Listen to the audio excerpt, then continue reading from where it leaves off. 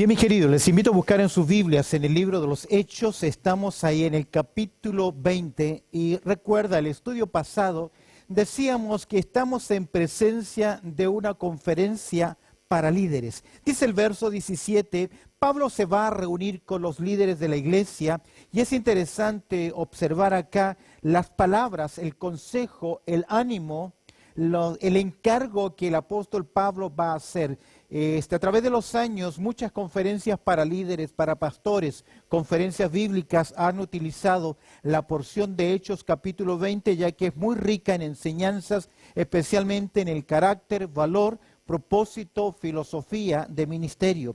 Y si tú observas conmigo, vemos del verso 17 al 21 del capítulo 20, Pablo les recuerda su ministerio pasado. Y en primer lugar, ya hemos hecho mención, verso 17, cómo el apóstol Pablo va a hacer una convocación de los líderes. Verso 17 dice, enviando pues desde Mileto a Éfeso, hizo llamar a los ancianos de la iglesia. Decíamos en nuestro estudio pasado que aquí vamos a ver en estos versículos tres títulos, tres nombres para designar a la misma persona que van describiendo cuál es su función. El término, verso 17, anciano, tiene que ver con el reconocimiento del título y habla de la madurez espiritual que deben tener.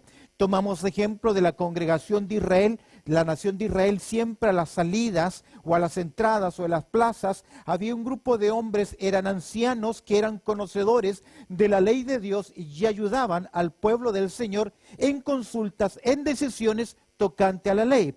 El término anciano es de origen judío y describe más que nada la madurez espiritual que estos siervos de Dios llamados por el Señor deben tener. En el verso 28 Pablo dice, y el Espíritu Santo os ha puesto por obispos. Ya aquí la palabra ya no es presbíteros o presbúteros, ancianos, sino que es episcopos. Y la palabra episcopos significa sobreveedor, vigilante. Y este término obispo tiene que ver con su oficio. Tiene que ver con la administración, tiene que ver con la vigilancia, tiene que ver con la supervisión, con guardar, con proteger, con cuidar el rebaño del Señor. Y es interesante que, así como el término anciano es de origen judío, el término obispo es de origen griego. Y por último, en verso 28, Pablo, haciendo mención de los líderes, dice apacentar, que es el término griego poimen, que es el término más frecuente para describir el ministerio pastoral. Si el anciano habla del reconocimiento, su madurez, si obispo habla de su oficio, el pastor habla, este término habla del trabajo, indica la labor principal, su ministerio de cuidar, de alimentar, de proteger las ovejas del Señor. ¿Recuerdas en una ocasión cuando Jesús mira a Jerusalén y Jesús se lamenta por ellos porque los ve como ovejas que estaban, ¿qué? Sin pastor, sin ese cuidado especial. Si el término anciano es de origen judío y el término obispo es de origen griego, la palabra pastor se origina en el corazón de Dios, ya que Dios se presenta ante la nación de Israel como ¿quién? Yo soy tu pastor. Recuerda Salmo 23, Jehová es mi pastor. Vemos acá entonces en primer lugar la convocación de los líderes, en segundo lugar el conocimiento de los líderes. Esta plática, esta conversación, escúcheme bien, es muy personal.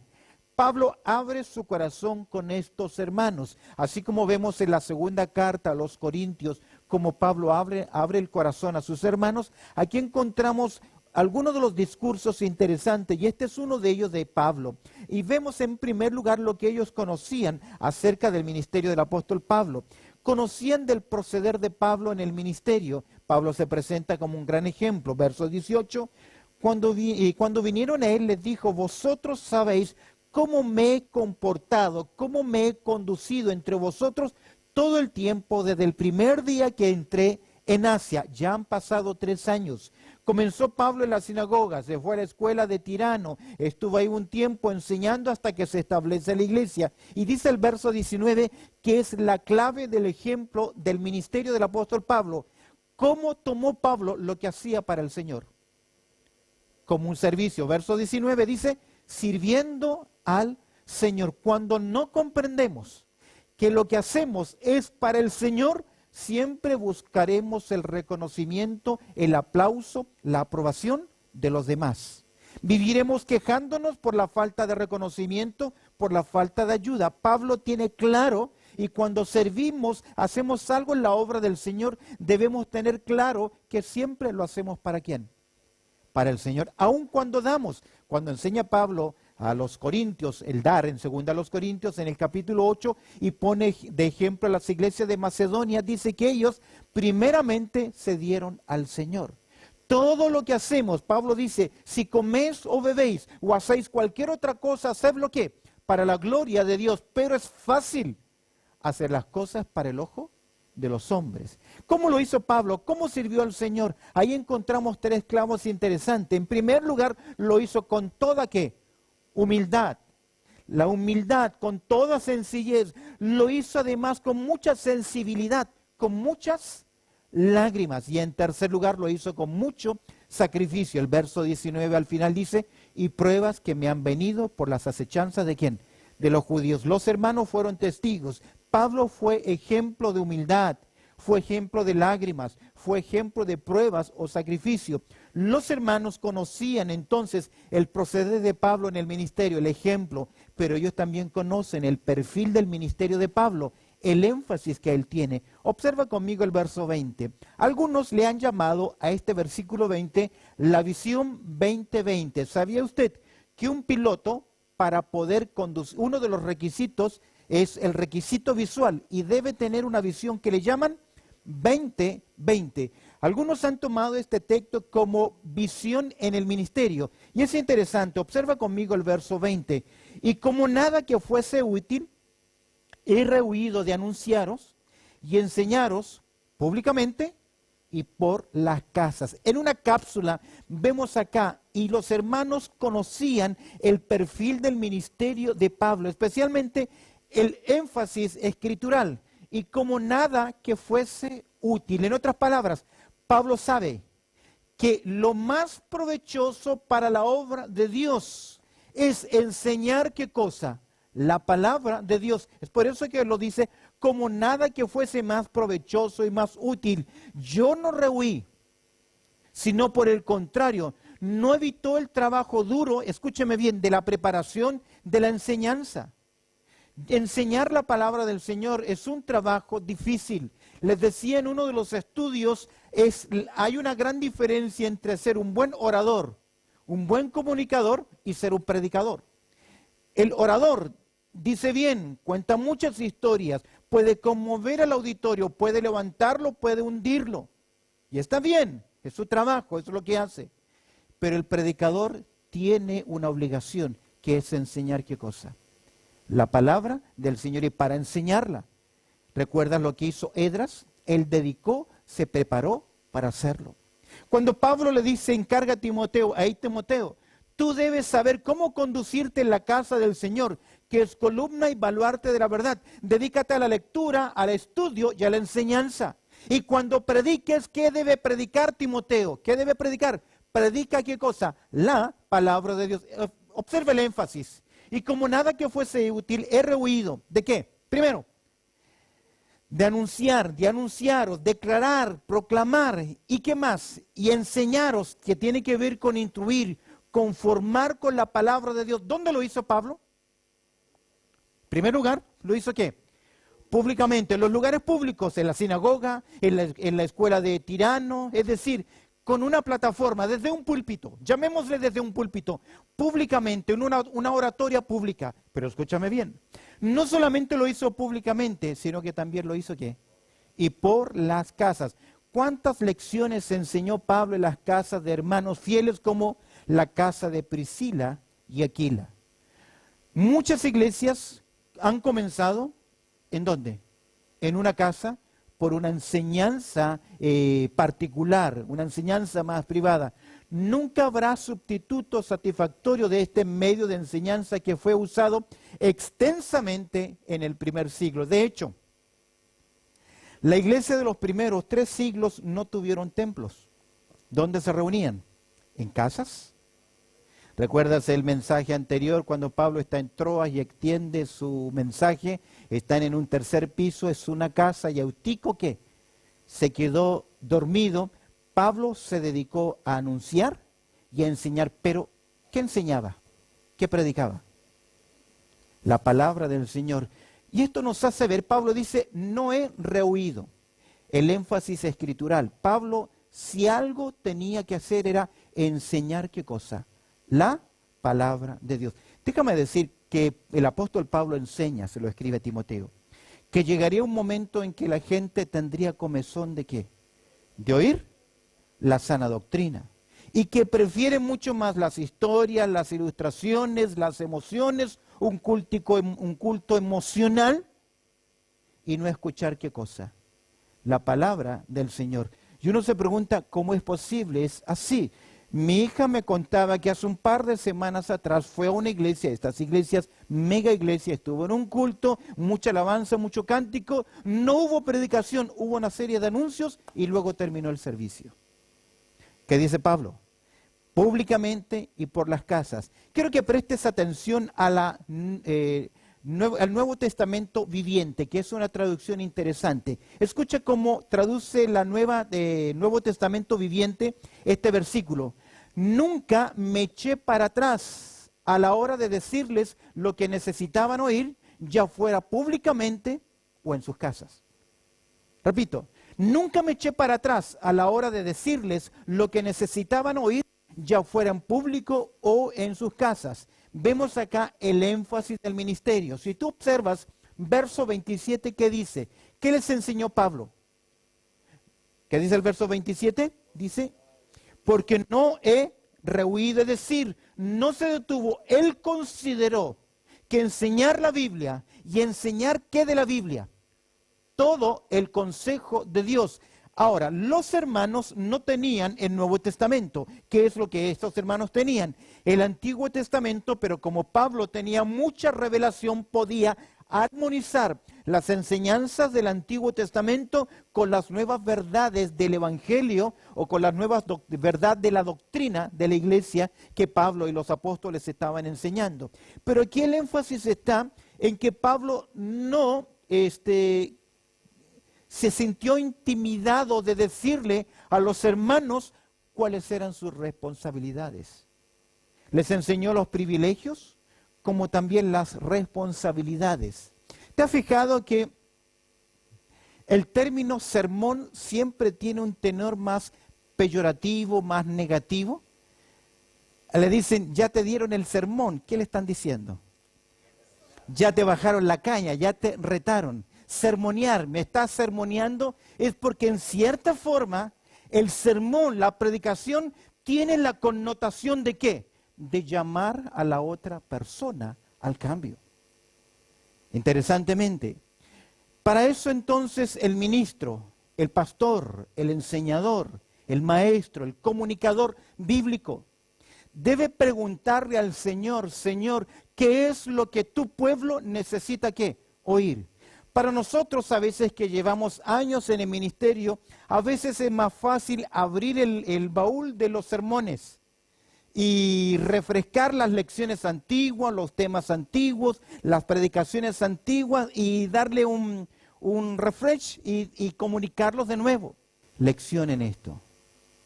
A veces nosotros como maestros traemos un sermón que nos gusta, una serie de mensajes que nos sentimos cómodos predicando, pero una de las grandes preguntas que debemos hacernos, ¿cuál es?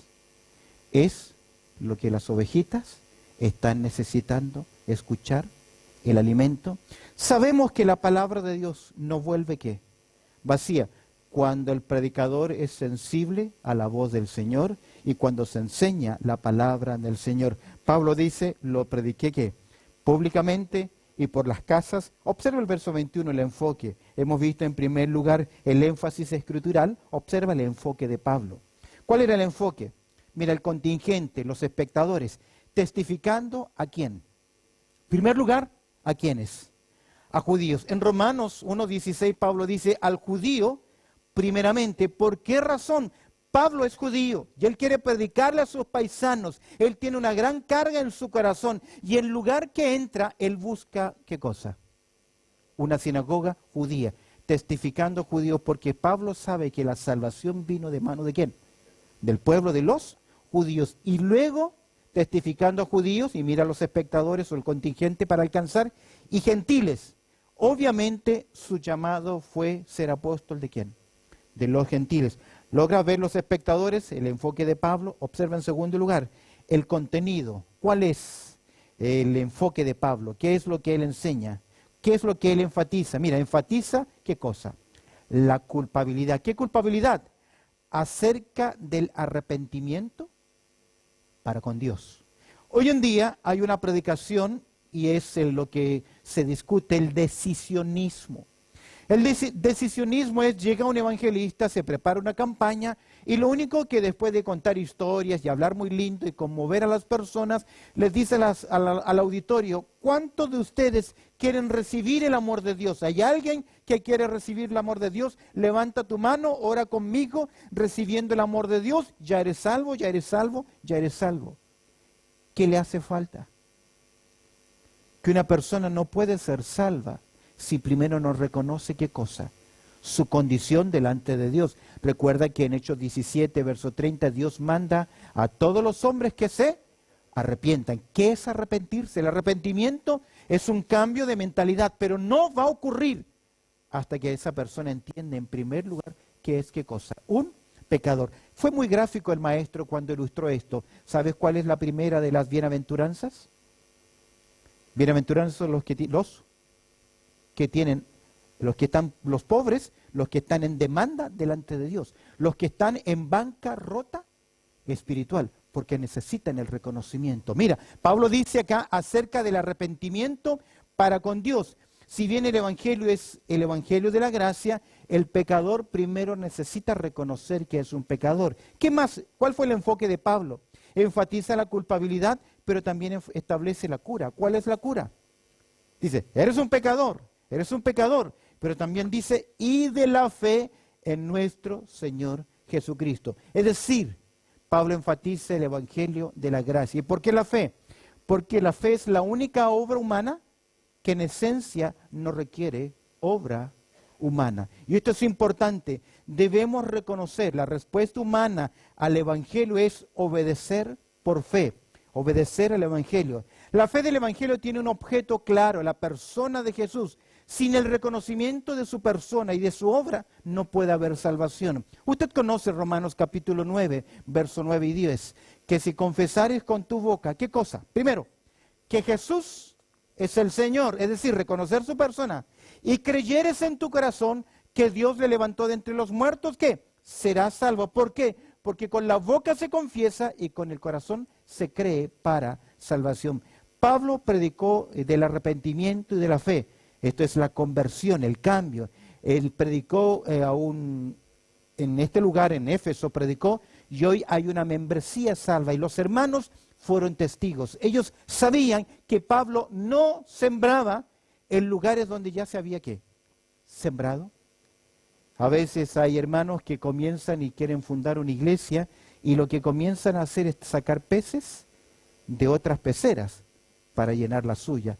¿Cuál fue el enfoque de Pablo? Buscar a los judíos, buscar a los gentiles, buscar al inconverso, llevarlos al arrepentimiento y al conocimiento de Cristo Jesús. Hemos visto entonces, y esto lo sabían los líderes de Éfeso.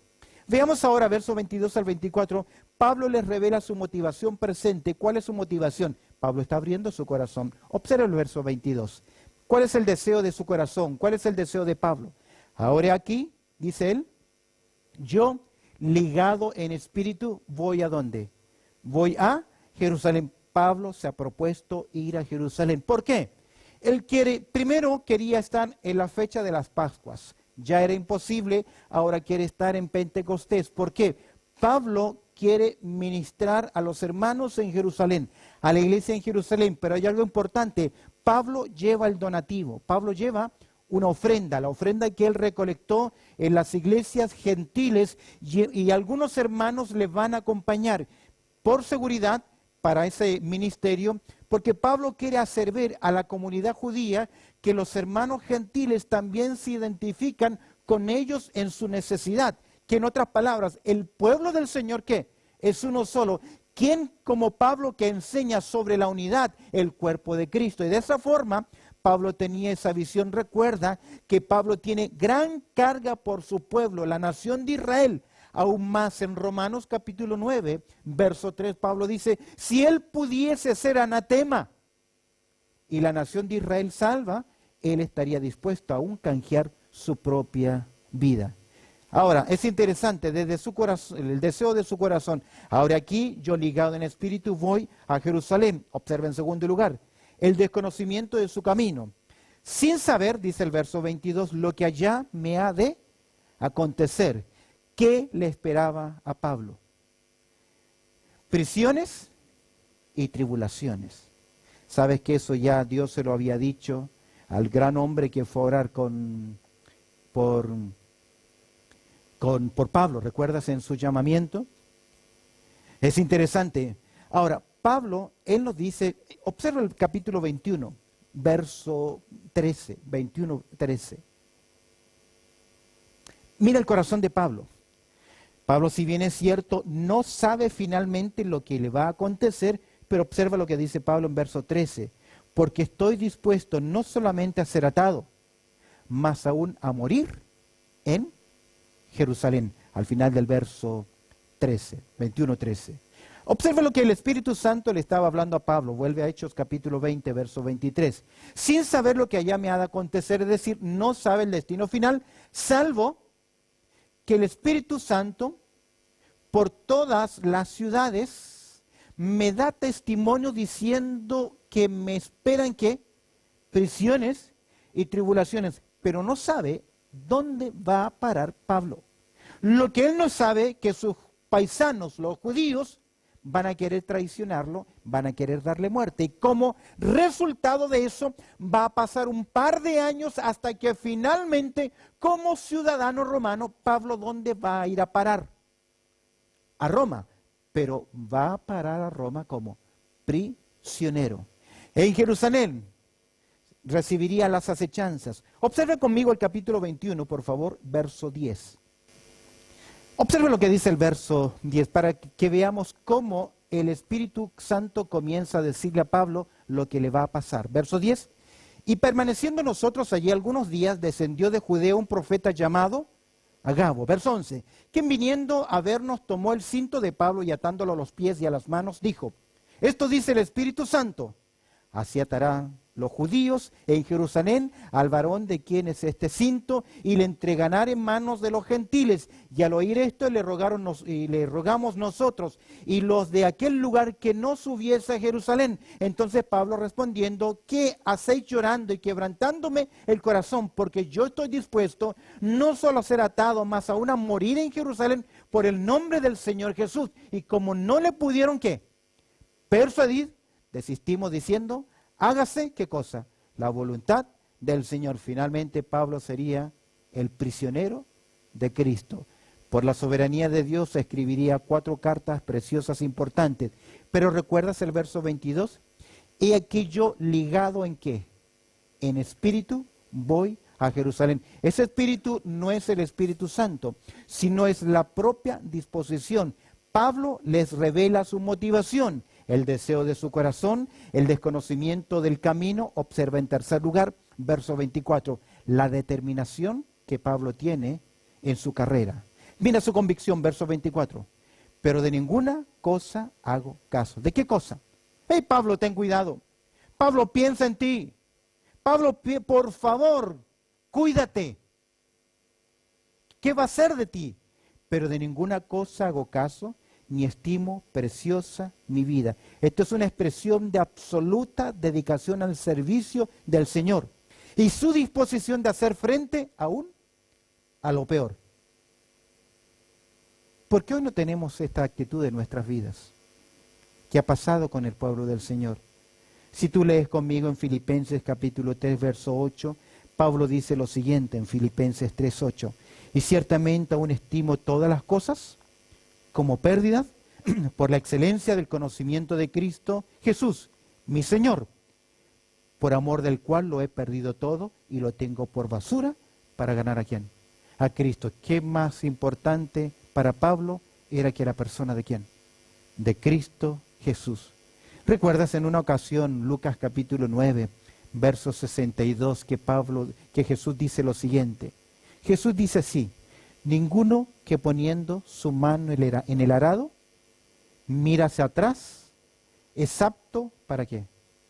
Para el reino, convicción del llamado y del servicio. Pablo le dice a Timoteo, 2 Timoteo en el capítulo 2, verso 4, ninguno que milita se enrede en los negocios de la vida a fin de agradar a aquel que lo tomó por soldado. ¿Qué vemos en Pablo entonces? Su determinación, una firme convicción, pero de ninguna cosa hago caso, ni estimo preciosa mi vida para mí mismo. Mira su comisión. ¿Cuál es su comisión? Verso 24, siguiente parte. Con tal que acabe mi carrera con gozo. La descripción del ministerio de Pablo lo asemeja a una carrera, correr en el estadio. Es una tremenda descripción. ¿Recuerdas que en Corintios capítulo 9, verso 24 al 27, que Pablo dice, yo golpeo mi cuerpo y lo pongo en servidumbre? No habiendo sido heraldo para otros, yo mismo venga a ser eliminado. Pablo entiende algo, que él tiene un gran privilegio, correr en la carrera. Ahora, en el momento de la conversión, Dios le dijo a Ananías, ve y ora por él. Y Dios le dijo a Ananías, yo le he de mostrar, ve, porque instrumento escogido me es este, para llevar mi nombre en presencia de ¿quién? De los gentiles, de reyes y de los hijos de Israel, porque yo le mostraré cuánto le es necesario padecer por mi nombre. Pero Pablo ya ha mostrado su convicción. Pablo ya ha mostrado su comisión con tal que acabe, ¿qué cosa? Mi carrera con gozo. Cuando escribe su última carta, ¿qué le dice Pablo a Timoteo? He corrido la carrera, he guardado la fe. Muchos creyentes se jubilan antes de tiempo. Cuando Pablo escribe esta carta estaba a horas, a días de su ejecución. Se cree, según la tradición, que fue decapitado poco tiempo después de escribir esta última carta. Pero Pablo dijo, he corrido la carrera. Para correr la carrera se necesita disposición, se necesita dedicación, se necesita disciplina, pero también saber llegar. ¿Sabes que correr la carrera no es simplemente saber comenzar bien? Lo más importante en la carrera de la vida cristiana no es comenzar bien. ¿Sabes qué es? Es terminar bien la carrera. Porque a los años que llevamos en el ministerio, usted estará de acuerdo conmigo, hemos visto a muchos lindos creyentes querer comenzar la carrera y servir al Señor. Pero ¿cuántos de ellos han quedado qué? En el camino. En nuestro retiro vamos a hablar sobre el carácter. Muchos buenos creyentes con muchas buenas habilidades, pero quedaron a un lado del camino por una sola razón: carácter. El carácter que Dios pide de sus siervos, como nada que fuese útil, dice Pablo, con tal que acabe mi carrera con gozo. ¿Y qué dice? Y el ministerio que recibí del Señor Jesús, para dar ¿qué? Me encanta esa parte, y subráyalo ahí, para dar testimonio de qué cosa. El evangelio de qué? De la gracia de Dios, como ningún otro. El apóstol Pablo nos predica, nos enseña el evangelio de la gracia de Dios. Terminemos con 1 Timoteo, por favor, allá en el capítulo 1. 1 Timoteo, por favor. Mira el verso 12. 1 Timoteo, capítulo 1, verso 12. Me encanta este versículo. Dice el apóstol Pablo escribiendo a Timoteo, ¿qué dice Pablo? Doy gracias ¿a quién? Al que me fortaleció. Me encanta, porque Pablo está diciendo, si hubo un energizante en mi vida, en el ministerio, ha sido ¿quién? La persona de Dios. Doy gracias al que me fortaleció. A Cristo Jesús, ¿quién? Nuestro Señor, porque me tuvo por fiel, poniéndome en el ministerio. ¿Quién hubiese pensado que el gran perseguidor de la iglesia se convertiría en quién? En el gran predicador de la iglesia. De perseguidor a perseguido. ¿Sabes qué dice Pablo acá? que el ministerio es un privilegio. ¿Sabe qué está diciendo acá Pablo? Dios me eligió. ¿Sabe qué está diciendo Pablo? Dios me equipó. ¿Sabe qué está diciendo Pablo? Dios me envió. A veces creemos que necesitamos una voz especial, una luz especial, una señal especial para obedecer, como compartía nuestro hermano, predicar el Evangelio. No necesitas esa visión, esa señal en especial, porque ojo, ya lo veíamos en nuestro estudio anterior, dominical, no andamos por vista, sino que andamos por fe. Me tuvo por fiel, poniéndome en el ministerio. Próxima semana vamos a mirar cómo Pablo recomienda a tener una mirada profunda. Pablo ahora les ha recordado el ministerio pasado. Pablo les ha revelado su motivación del presente. Pablo les va a recomendar a tener una mirada profunda a estos hermanos. ¿Sabe por qué? Porque donde Dios pone su mano de bendición, ¿quién también trabaja? El enemigo. Y todo lo que tiene, escúcheme bien, potencial para éxito, también lo tiene para el fracaso. Por eso Pablo dice, el que piensa estar firme, ¿qué? Mire que no caiga. Bendito Padre Celestial, te damos gracias, Señor, por tu palabra, por el gran ejemplo del apóstol Pablo, por esta conferencia donde Pablo nos hace ver el deseo de su corazón, el desconocimiento del camino, pero a pesar de eso él no siente temor porque sabe que tú cuidas de él. Pero también vemos la determinación en su carrera, su convicción y su comisión. Te pido, Señor, que esta enseñanza sea un desafío en nuestras vidas espirituales. Para aquellos que hoy están presentes, para aquellos que nos están oyendo, para aquellos que nos están viendo, Señor, que tú nos has dejado en esta tierra con una misión. Id y haced discípulos. Señor, que nos ayude a ser fieles al llamado que tú has hecho a cada uno de nosotros. Pues oramos agradeciéndote todo a través del precioso nombre de Cristo Jesús. Amén y amén.